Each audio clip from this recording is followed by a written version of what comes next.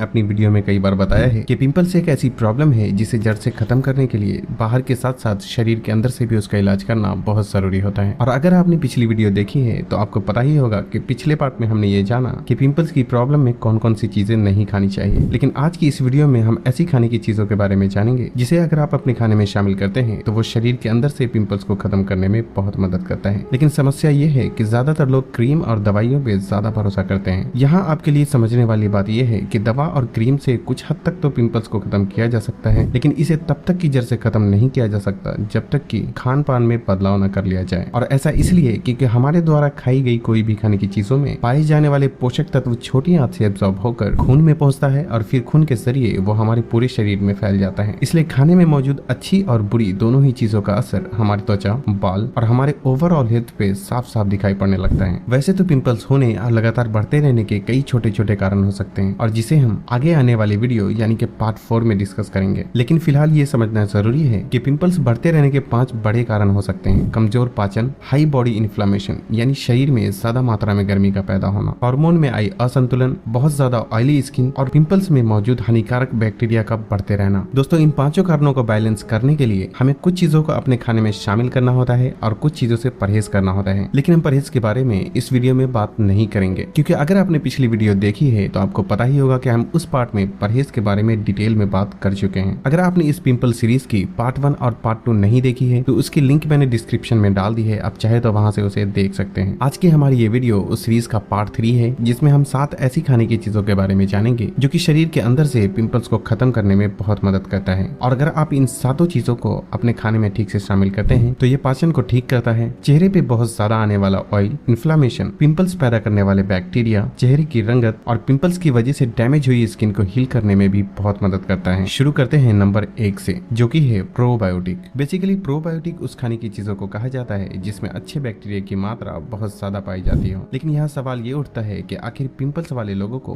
Probiotic लेना क्यों जरूरी होता है। दोस्तों, जब भी हमारे पेट में बुरे बैक्टीरिया की मात्रा बढ़ती है तो इसका असर सबसे पहले हमारे डाइजेस्टिव सिस्टम पे साफ साफ दिखाई पड़ने लगता है। पाचन क्रिया बहुत धीमी पड़ जाती है और जिसकी वजह से ये हमारे शरीर के हार्मोन को भी डिस्टर्ब करता है, जिससे पिंपल्स की प्रॉब्लम भी बढ़ने लगती है। जबकि प्रोबायोटिक का ठीक से इस्तेमाल करने से ये हमारे पेट में मौजूद बुरे बैक्टीरिया को खत्म करके अच्छे बैक्टीरिया की मात्रा को बढ़ाता है, जिससे पाचन प्रक्रिया में काफी हद तक सुधार आता है। प्रोबायोटिक का सबसे अच्छा सोर्स है एप्पल साइडर विनेगर यानी कि सेब का सिरका। वैसे तो आप किसी भी कंपनी का एप्पल साइडर विनेगर इस्तेमाल कर सकते हैं जो कि अनफिल्टरेड, ऑर्गेनिक और विद मदर प्रॉपर्टीज के साथ आता हो। और इस तरह के एप्पल साइडर विनेगर की पहचान है कि उसमें लिक्विड के साथ साथ छोटे छोटे पार्टिकल्स भी होते हैं जो कि बोतल को शेक करने पर लिक्विड के साथ साथ तैरते हुए साफ साफ दिखाई पड़ते हैं। मार्केट में एप्पल साइडर विनेगर बनाने वाली इतनी सारी कंपनी होने के बावजूद सिर्फ ब्रैग ही एक ऐसी कंपनी है जिसका एप्पल साइडर विनेगर सबसे ज्यादा प्योर और नेचुरल माना जाता है। लेकिन यहाँ आप ख्याल रखें कि मैं कंपनी का नाम सिर्फ आपकी जानकारी के लिए बता रहा हूँ। मेरा मकसद किसी भी कंपनी को प्रमोट करना या एडवर्टाइज करना बिल्कुल भी नहीं है। हालांकि मैंने इस वीडियो में जो भी प्रोडक्ट बताया है आपकी आसानी के लिए उसकी लिंक मैंने डिस्क्रिप्शन में डाल दी है, लेकिन ये आपकी मर्जी है कि आप जहाँ से चाहें और जिस कंपनी का चाहे खरीद सकते हैं। आपको इसका इस्तेमाल सुबह कुछ भी खाने से पहले एक छोटा चम्मच एप्पल साइडर विनेगर 1 गिलास हल्के गर्म पानी के साथ लेना चाहिए। याद रखें कि आपको एक बार में 1 चम्मच से ज्यादा एप्पल साइडर विनेगर इस्तेमाल करने की बिल्कुल भी जरूरत नहीं है क्योंकि इसमें एसिडिक प्रॉपर्टीज पाई जाती है, इसलिए इसका बहुत ज्यादा मात्रा में इस्तेमाल करने से ये पेट में एसिड की मात्रा को बढ़ा सकता है।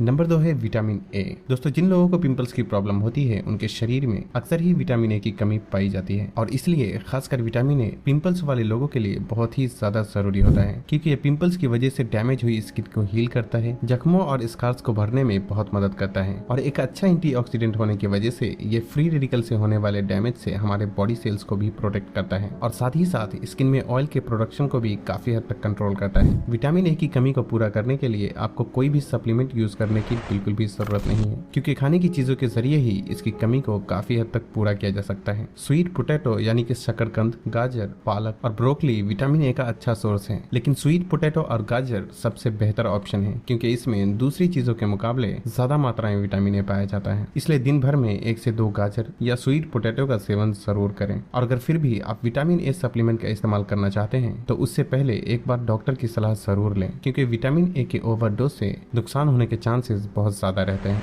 नंबर 3 है ओमेगा 3 फैटी एसिड। दोस्तों सिर्फ पिंपल्स वाले लोग ही नहीं बल्कि उसके अलावा भी बहुत सारे लोगों में ओमेगा 3 की कमी पाई जाती है, और ऐसा इसलिए क्योंकि ज्यादातर लोगों को इस बात का बिल्कुल भी अंदाजा नहीं होता कि ओमेगा 3 होता क्या है और इसकी कमी को किन चीजों के जरिए पूरा किया जा सकता है। शायद आपने ओमेगा 3 और ओमेगा 6 के बारे में पहले भी सुना होगा। वैसे तो ये दोनों ही हमारे शरीर और दिमाग को ठीक तरह से काम करने के लिए बहुत ही ज्यादा जरूरी होता है, लेकिन शरीर में इसके संतुलन को बनाए रखने के लिए हमारे लिए ओमेगा 3 और ओमेगा 6 के रेशियो को समझना बहुत जरूरी होता है, ताकि हम ये समझ सकें कि हमें दिन भर में कितना ओमेगा 6 और कितना ओमेगा 3 लेना चाहिए। अनफॉर्चुनेटली आज हम जिस तरह का खाना खाते हैं उसमें ओमेगा 6 की मात्रा तो बहुत ज्यादा होती है, ओमेगा 3 ना के बराबर पाया जाता है, जबकि हेल्दी स्किन और हेल्दी शरीर के लिए 1/1 ओमेगा 6 और ओमेगा 3 का रेशियो मेंटेन करना चाहिए, यानी कि एक ओमेगा 6 के बदले शरीर में एक ओमेगा 3 भी होना चाहिए। और अगर कोई इस रेशियो को मेंटेन नहीं कर पाता है तो 4 ओमेगा 6 के बदले कम से कम एक ओमेगा 3 तो शरीर में होना ही चाहिए।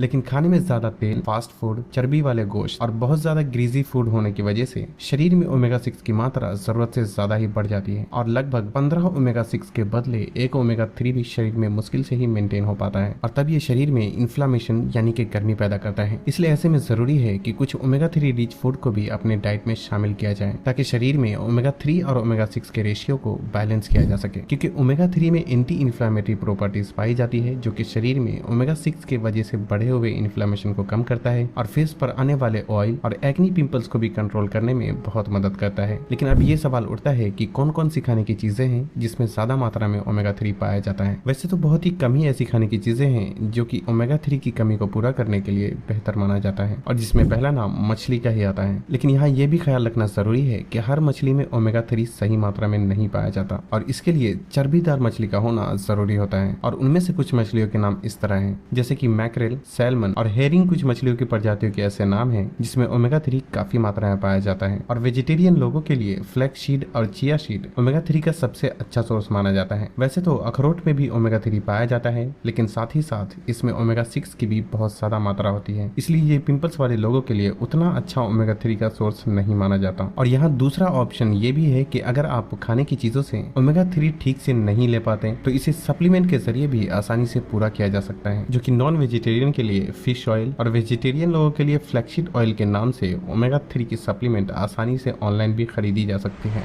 नंबर 4 है जिंक। दोस्तों जिंक को पिंपल्स किलर भी कहा जाता है। ये एक ऐसा पावरफुल मिनरल होता है जो कि स्किन एलर्जी, एक्जिमा, सोराइसिस और सिस्टिक एक्नी यानी कि बहुत ज्यादा बढ़े हुए पिंपल्स को ट्रीट करने के लिए भी इस्तेमाल किया जाता है, क्योंकि ये इन्फ्लेमेशन को कम करता है और खासकर पिंपल्स पैदा करने वाले बैक्टीरिया और पिंपल्स को अंदर ही अंदर फैलाने वाले बैक्टीरिया को खत्म करने में बहुत ही मदद करता है, जिससे कुछ ही दिनों में पिंपल्स खुद ब खुद सूख कर खत्म होने लगते हैं। जिंक पिंपल्स को अंदर से खत्म करने में इतनी अच्छी तरीके से काम करता है कि इसे इस्तेमाल करने के बाद ये पिंपल्स की वजह से होने वाले दर्द और जलन में तो राहत दिलाता ही है, साथ ही साथ अगर कोई दूसरी भी स्किन एलर्जी रहती है तो ये उसे भी काफी हद तक ठीक करने में मदद करता है। लेकिन यहाँ सबसे बड़ा सवाल ये उठता है कि जिंक की कमी को किस तरह से पूरा किया जा सकता है, क्योंकि यहाँ हमारे पास दो ऑप्शन है। नंबर 1 तो खाने की चीजों के जरिए और नंबर 2 सप्लीमेंट के जरिए। अगर आपके चेहरे पे बहुत ही कम और छोटे छोटे पिंपल्स हैं तो आपको जिंक रिच फूड को अपनी डाइट में शामिल करना चाहिए। वैसे कहने को तो बहुत सी खाने की चीजें हैं जिसमें कि जिंक पाया जाता है, जैसे कि काजू,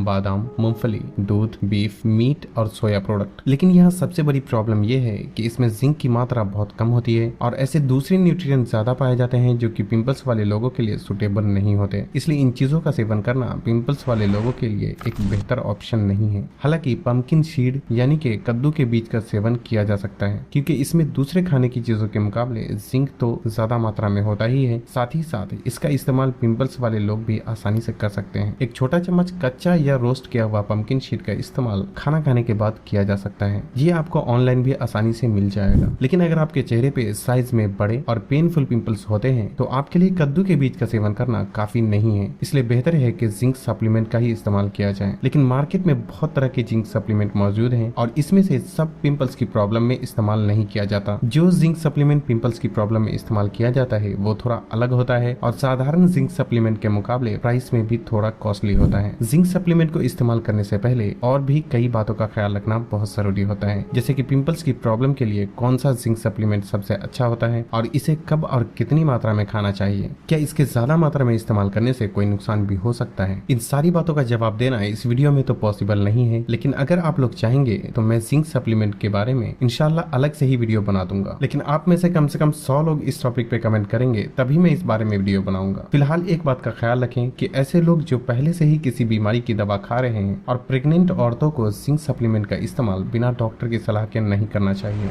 नंबर 5 है एंटीऑक्सीडेंट। ये बात तो आप में से बहुत से लोग जानते ही होंगे कि एंटीऑक्सीडेंट हेल्दी शरीर और हेल्दी स्किन के लिए बहुत ही जरूरी होता है। ये एजिंग प्रोसेस को काफी हद तक स्लो डाउन कर देता है, जिससे कि चेहरे पे झुर्रियां जल्दी नहीं आती और बाल भी जल्दी सफेद नहीं होते। एक लफ्जों में कहा जाए तो एंटीऑक्सीडेंट आपको जल्दी बूढ़ा होने से बचाता है। जब शरीर में एंटीऑक्सीडेंट की कमी रहती है और फ्री रेडिकल ज्यादा प्रोड्यूस होते रहते हैं तो ये लगातार हमारे बॉडी सेल्स के साथ रिएक्शन करके उसे डैमेज करने लगता है, और यही वजह है कि कुछ लोग कम उम्र में ही ज्यादा उम्र के दिखने लगते हैं। और जब शरीर में एंटीऑक्सीडेंट एक सही मात्रा में मौजूद होता है तो फ्री रेडिकल बॉडी सेल्स को छोड़कर एंटीऑक्सीडेंट के साथ रिएक्शन करने लगता है, जिससे काफी हद तक हमारे बॉडी सेल्स डैमेज होने से बच जाते हैं। और यही वजह है कि जो लोग अपनी डाइट में सही मात्रा में एंटीऑक्सीडेंट का इस्तेमाल करते हैं उनकी उम्र ज्यादा होने के बावजूद वो कम उम्र के दिखते हैं। ब्लूबेरी, ब्लैकबेरी, गाजर, सेब, संतरा, काले अंगूर, ब्रोकली, पपाया, चुकंदर, जैतून, स्ट्रॉबेरी, टमाटर, अनार और पालक एंटीऑक्सीडेंट का अच्छा सोर्स है। आप इनमें से कुछ चीजों को अपनी डाइट में शामिल जरूर करें। नंबर 6 है हाई फाइबर फूड। दोस्तों, जिन खाने में फाइबर की कमी होती है वो ब्लड शुगर लेवल को तो बढ़ाता ही है, साथ ही साथ आंतों की दीवार पर भी चिपकता है और कब्ज पैदा करता है। और जब भी पेट ठीक तरह से साफ ना हो तो ये भी इनडायरेक्टली पिंपल्स को बढ़ाने का काम करता है। इसलिए जरूरी है कि फाइबर रिच फूड को भी अपने खाने में शामिल किया जाए। बेसिकली रेशेदार चीजें हाई फाइबर फूड के नाम से जाना जाता है, जैसे कि गाजर, ब्रोकली, पालक, मटर, भिंडी और फूल गोभी जैसी चीजों में काफी मात्रा में फाइबर पाया जाता है। सेब, अमरूद और अंजीर जैसे ब्राउन राइस और मोटा पिसा हुआ गेहूं के आटे की रोटी में भी ठीक ठाक मात्रा में फाइबर पाया जाता है। ख्याल रखिए कि आप जब भी खाना खाएं इनमें से भी कोई न कोई सब्जी को आप अपने खाने में शामिल जरूर करें, ताकि ये फाइबर की कमी को पूरा कर दे और आपको कब्ज की प्रॉब्लम ना हो। साथ ही साथ ये भी ख्याल रखना जरूरी है कि नॉन वेज और व्हाइट राइस के अंदर बिल्कुल भी फाइबर नहीं होता, इसलिए आप जब भी कोई भी नॉन वेज खाएं तो साथ में कुछ सब्जी या सलाद भी शामिल जरूर करें, ताकि फाइबर की कमी को पूरा किया जा सके। और साथ ही साथ दिन भर में 2.5 से 3 लीटर पानी पीने का भी खास ख्याल रखें, क्योंकि पानी शरीर में बनने वाले टॉक्सिन्स को रिमूव करता है और हमारे शरीर के अलग अलग अंगों को ठीक तरह से काम करने में बहुत मदद करता है। ये तो ही कि पिंपल्स की प्रॉब्लम में हमें कौन कौन सी चीजों को अपनी डाइट में शामिल करना चाहिए, लेकिन सिर्फ इतना ही काफी नहीं है। हम आने वाली वीडियो यानी पार्ट 4 में जानेंगे कि वो कौन कौन सी गलतियां होती है जो कि पिंपल्स को बद से बदतर बना देती है, क्योंकि पूरे दिन में सुबह से लेकर रात तक ज्यादातर लोग कुछ ऐसी छोटी बड़ी गलती करते हैं जो कि पिंपल्स को लगातार बढ़ाने का काम करता रहता है। तो बस आज के लिए इतना ही। आपसे एक बात और कहना चाहूंगा कि आप इस वीडियो को लाइक नहीं भी करेंगे तो चलेगा, लेकिन